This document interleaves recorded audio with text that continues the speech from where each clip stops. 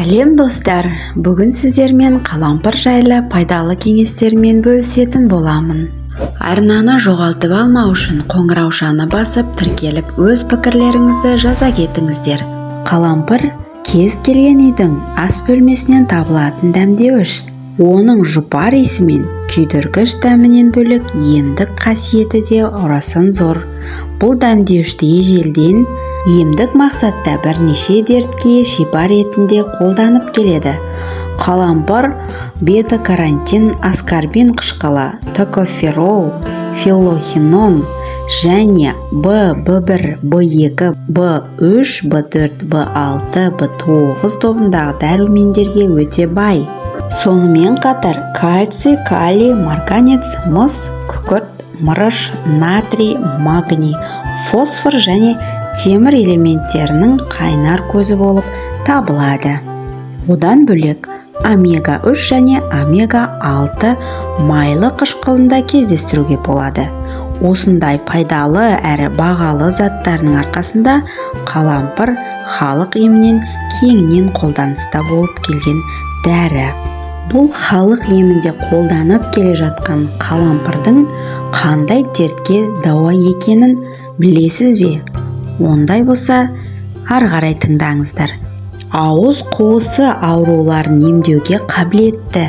Нақтырақ айтқанда, ауыз ойылғанда, яғни тіс құрттаған кезде, ауыздан жағымсыз иіс шыға бастағанда қалампырдың көмегіне жүгінсек болады. Ем үшін бір тал қалампырды аузыңызға салып 15 минуттай шайнаңыз. Емді 1-2 рет қайталаған соң-ақ оң нәтиже бере бастайды. Тамаққа тәбетіңіз тартпаған кезде де 1-2 дана қалампырды шайнасаңыз, тәбетіңіз ашылатын болады. Бұл емді тамақтанудан жарты сағат бұрын жүргізгеніңіз дұрыс. Ал қан қысымыңыз түсіп кетсе, аузыңызға дереу қалампырды салыңыз. 1-2 дана қалампырмен 10 минуттың ішінде қан қысымы қалпына келтіреді. Тамағыңыз ауырып бастаған кезде, ангина кезінде, бадамша без қабынған кезде қалампыр тұнбасының көмегіне жүгінсеңіз болады. Күніне 2 рет тамағыңызды шайқасаңыз, аурудан тез-ақ жазыласыз. Қалампыр майы денедегі жарақат пен іріңді бөртпенің ізін қалтырмай жазалады. Ал майды дайындау үшін 100 мг зәйтүн майы мен 10 грамм дәмдеуішті араластырасыз. Оны орташа отқа қойып, қайнауға дейін жеткізу керек. Дайын болған майды сүзіп алып, шыны ыдысқа құйыңыз. Емдік майды мейлінше тоңазытқышқа сақтағаныңыз дұрыс. Буын ауруларында қалампыр майымен емдеуге болады. Алдымен майды қыздырып аласыз, сосын ауырған орынға сіңіріп жаққан дұрыс. Сыртынан жылы орап, 5-10 минуттай тынығып жату керек. Ал сыздауық шығып жаныңызға батса, онда теріңізді қалампыр тұнбасымен сүртіңіз. Бұл дәріханадағы дәрілеріңізден де әлде қайда пайдалы әрі тез нәтиже береді. Қант диабетімен ауыратындарға қалампыр тұнбасын ішуге кеңес береміз. Бұл да өз кезегінде дертіңізге дауа болып, саулығыңызды сақтай алады. Қалампырдың құрттан да құтқаратын қасиеті бар.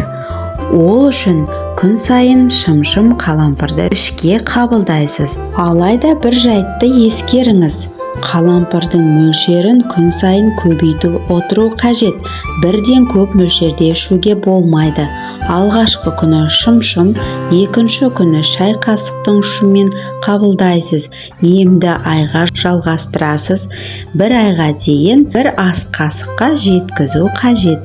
Ал ерлер тарапына қалампырдың қандай пайдасы бар? 2-3 хош иісті қалампырды қолдану ерлердің негізгі жыныстық гормоны болып табылатын тестостерон мөлшерін көбейтуге көмектеседі. Темекі шегетін еркектер үшін қалампырды шайнау бұл жаман әдеттен бас тартуға көмектеседі. Бұл темекі шегудің әсерінен арылуға көмектеседі. Мысалы, бұл өкпені тазартады және жөтелден қабынуды азайтады. Сондай-ақ қалампыр жаттығудан кейін ауырсынуды жеңілдетуге көмектеседі. Бұл сондай-ақ бұлшық еттердің тонусын көтеруге және дене массасын жинауға көмектеседі. Зауыт ерлердің денсаулығын сақтауға көп жағынан көмектеседі. Қазіргі уақытта жүрек қан тамырлары аурулары адамның басты жауы болып саналады. Олар ғана емес, оларға атеросклероз жатады. Бүршіктерді пайдалану егде жастағы адамдар жиі кездесетін осы аурулардың алдын алуға қызметін атқарады. Егде жастағы адамдар қалампырды есте сақтау қабілетінің төмендеуіне, өнімділіктің төмендеуіне қолдана алады. Қосымша инсульт алғандағы инсульттан кейінгі жағдайлары бар адамдарға пайдаланса болады. Қалампыр қарт адамдарға керек дәрі болып саналады. Сондай-ақ қалампырдың шашқа үлкен пайдасы бар. Көптеген дәрумендер мен қосылыстары бар. Бұл қоспаны шаш үшін қолдану керек. Қалампыр шаш тығыздығын арттырады және бас терісіндегі қан айналым процесін жақсартады. Шаштың өсуін күшейтуге пайдасы бар. Шашыңызды нәрлендіріп, қайызғақтың болмауын қамтамасыз ететін күшке ие. Бас терісінің инфекцияларын, сонымен қатар қайызғақты емдейтін қасиетке ие болғандықтан қабынуға қарсы заттарды күшейте алады. Шаштың түсуін емдеу үшін біз 2 ас қасық қалампыр майын, 2 ас қасық кастор майын мен аздап зәйтүн майын әкелеміз. Және бұл қоспаларды араластырып 2 минут бойы отқа қоямыз. Оны бас теріске уқалап 1 сағатқа қалдырып қою керек. Соңынан жылы сумен шайқап жібереміз. Қалампырдың зиянды паразиттерден арылтатынын білесіз бе? Онда тыңдаңыз. Зиянды паразиттер мына азық-түліктерден қорқады екен. Яғни қалампырдан. Аталмыш өсімдіктің арықтау үшін тигізетін пайдасы бар. Әсіресе қалампыр тәбетті басуға жақсы көмектеседі. Қалампырды арықтау кезінде түрлі тағамдарға дәмдеуіш ретінде қосқанда артықтық етпейді. Көптеген дәмдеуіштер тәбетті ашатын қасиетке ие болса, қалампырдың керісінше тәбетті басатын кереметте қасиеті бар екен.